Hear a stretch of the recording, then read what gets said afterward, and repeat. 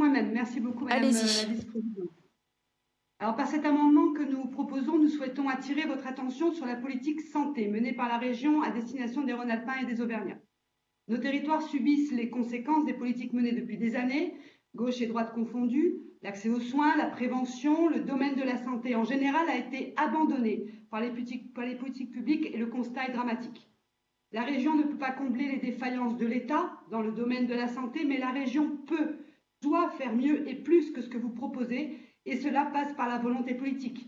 Et le plan régional santé mis en place depuis 2016 va dans le bon sens, mais n'est pas assez fort, assez ambitieux, notamment sur l'engagement financier afin de répondre plus concrètement aux attentes de nos territoires ruraux.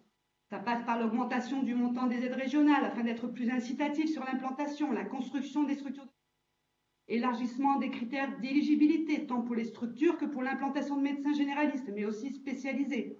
Aider les Rhône-Alpins et Auvergnats face à la dépendance et à la perte d'autonomie, notamment par la création d'un fonds d'urgence. L'identification des zones prioritaires dans nos territoires, effectuée en lien avec l'ARS, ne reflète pas du tout la réalité. En Ardèche, par exemple, nous avons des bassins de vie comme le Cheylard ou les Vence qui sont totalement asséchés en termes d'accès aux soins et qui ne sont pas identifiés comme zones prioritaires. L'accompagnement à nos structures hospitalières de proximité et bien entendu la prévention. Vous l'avez compris, Madame la vice-présidente, par cet amendement, nous demandons à la région des engagements et des actions plus fortes, plus ambitieuses sur la santé en général et la défense de nos territoires ruraux en matière d'accès aux soins. Les défaillances de l'État et de nos gouvernants successifs en matière de santé ne pourront se résoudre que par un changement de cap au niveau national, un changement de cap que nous appelons de nos vœux en avril 2022. Je vous remercie.